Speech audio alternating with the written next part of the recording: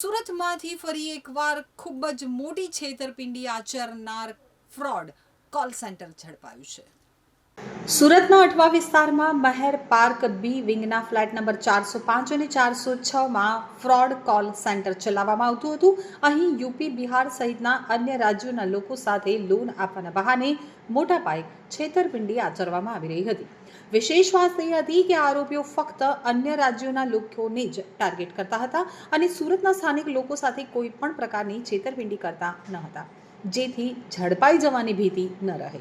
આરોપીઓ ફેસબુક ઉપર રંગા રેડ્ડી નામથી નકલી એકાઉન્ટ બનાવી અને એડવર્ટાઇઝમેન્ટ મૂકતા હતા કે જે કોઈને પણ પર્સનલ લોન, બિઝનેસ લોન કે એજ્યુકેશન લોન જોઈતી હોય તો સંપર્ક કરો. આ જાહેરાત જોઈને અન્ય રાજ્યોના લોકોને લાલચ પડતી અને તેઓ સંપર્ક કરતા. ત્યારે આરોપીઓ વોટ્સએપ અને ફોન કોલ મારફતે વાત કરતા અને પ્રોસેસિંગ ફી તરીકે ₹10,000થી ₹12,000 સુધીની રકમ તેમના એકાઉન્ટમાં ટ્રાન્સફર કરાવતા. આ કોલ સેન્ટરમાં 5થી 6 લોકો કામ કરતા હતા, જેમાં 2 યુવતીઓ પણ સામેલ હતી. એક વ્યક્તિ ફેસબુક એકાઉન્ટ મેન્ટેન કરતો હતો તો બીજા લોકો કોલિંગ કરતા હતા. તેઓ લોનની પ્રોસેસિંગ ફી લીધા બાદ કેટલીક વાર એકાઉન્ટ હોલ્ડરની તમામ વિગતો પણ મેળવી લેતા હતા.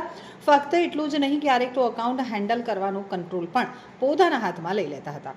પોલીસે આરોપીઓ પાસેથી 13 મોબાઈલ ફોન અને એક લેપટોપ જપ્ત કર્યું છે. પોલીસે તપાસમાં જાણવા મળ્યું છે કે ફક્ત 2 મહિનાની અંદર જ 300 લોકોનું રજીસ્ટ્રેશન કરાવી કુલ અંદાજે 45 લાખની છેતરપિંડી આચરવામાં આવી છે.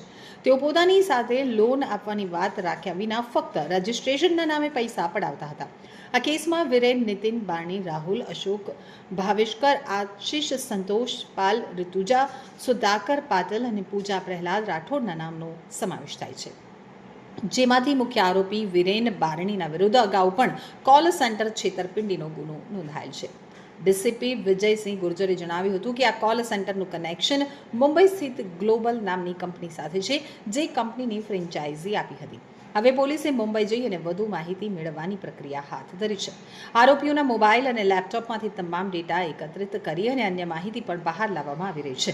આ કેસમાં જે નંબરો અને સરનામા મળ્યા છે તે સુરત સહિત બહારના છે અને તમામ જગ્યાએ પોલીસની ટીમ તપાસ કરવા માટે રવાના થશે. પોલીસના જણાવ્યા પ્રમાણે આ કોલ સેન્ટર લાંબા સમયથી ચાલતું હતું અને લોનના નામે ગરીબ તેમજ મધ્યમ વર્ગના લોકો સાથે ઠગાઈ આચરવામાં આવી રહી હતી.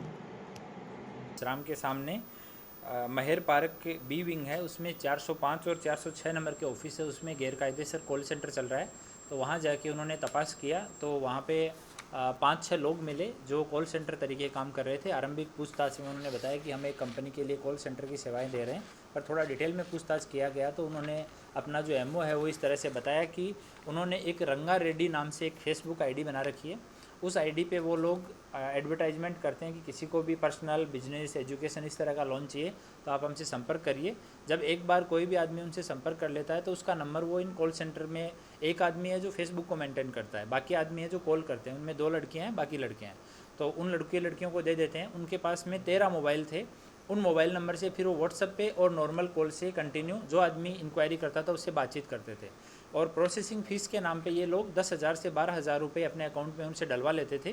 कुछ केसेस में उनका कहना है कि हम लोग जो अकाउंट होल्डर है उसकी सारी अकाउंट की डिटेल है वो हम लोग ले लेते थे और बाद में उसका अकाउंट भी हम ही लोग ऑपरेट करते थे. तो उसकी भी हम लोग अभी तपास कर रहे हैं कि कितने अकाउंट इस तरह से उन्होंने अपने कब्जे में लिए हैं. उनके पास में 4 लैपटॉप मिले हैं जिनमें करीब 300 से ज़्यादा ऐसे लोगों का लिस्ट है जिनसे इन्होंने पैसा ले लिया है. कुछ लोग ऐसे हैं जिन्होंने इनको अप्रोच किया, जिनसे बात हुई लेकिन पैसा नहीं लिया, लेकिन पिछले 2-3 महीने में उन्होंने 300 से ज़्यादा लोगों से पैसा ले लिया है. और टोटल जो अमाउंट है वो करीब 45 लाख के आसपास का है जो इन्होंने चीटिंग कर लिया है. ये इनका एक ऑफिस है जिसमें ये 5 लोग बैठते हैं. एक वीरेन नितिन बारणे है, ये पांडेसरा का रहने वाला है. राहुल अशोक भाई बाविस्कर है, ये पर्वत पाटिया का रहने वाला है. आशीष संतोष पाल है, ये गोडादरा का रहने वाला है. ऋतुजा सुधाकर पाटिल है, ये मूल जलगांव की रहने वाली है. पूजा प्रहलाद राठौड़ है, ये भी जलगांव की रहने वाली है. ये दोनों लड़कियां लिंबायत में रहती हैं और इस कॉल सेंटर में काम करती हैं. अभी अठवा पुलिस स्टेशन में ये सब बरामद होने के बाद में बीएनएस की कलम 318(4), 61(2) और आईटी एक्ट की कलम 66D के तहत गुना दाखिल किया गया है और पीआई को इन्वेस्टिगेशन दिया गया है. आरंभिक पूछताछ में इन्होंने बताया है कि इनका जो कंपनी का ऑफिस है, एक ग्लोबल करके कंपनी है, उसका मुंबई में ऑफिस है और वो इनको फ्रेंचाइजी देता है कॉल सेंटर की. तो अभी वो चीज़ें भी हमने इन्वेस्टिगेशन में रखी हैं और एक टीम हम लोग मुंबई भी रवाना कर रहे हैं और यहाँ पे भी लोकल 1-2 एड्रेस उन्होंने बताए हैं, वो भी एड्रेस हम लोग वेरीफाई कर रहे हैं। और इनमें से एक जो आरोपी है ये वीरेन नितिन बारने है, इसके ऊपर 2022 में भी इस तरह का एक कॉल सेंटर फ्रॉड का FIR अठवा पुलिस स्टेशन में दर्ज है, जिसका इन्वेस्टिगेशन क्राइम में हुआ था। और इन्होंने वीरेंद्र और सत्येंद्र करके 2 नाम बताए। हम लोग वेरीफाई कर रहे हैं कि ये नाम सही हैं या गलत हैं, इनका ऑफिस का एड्रेस सही है गलत है। तो सारा जो इनके पास डिजिटल एविडेंस है, इनके लैपटॉप हैं, इनके मोबाइल फ़ोन है, उनका डाटा हम लोग रिकवर करवा रहे हैं, CDR वगैरह निकलवा रहे हैं।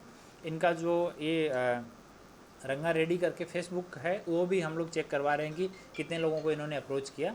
इनका प्योरली लोन देने से कोई रिलेशन नहीं था, ये सब पूरा धोखाधड़ी का था। लोन के लालच में लोग और लोअर और मिडल इस सेगमेंट को, इस सोसाइटी को ये लोग अप्रोच करते थे ताकि उनमें से कोई कंप्लेन नहीं करे, छोटी मोटी कंप्लेन करे तो ज़्यादा कुछ इन पे स्ट्रिक्ट एक्शन नहीं हो, इस तरह से इनका टारगेट था।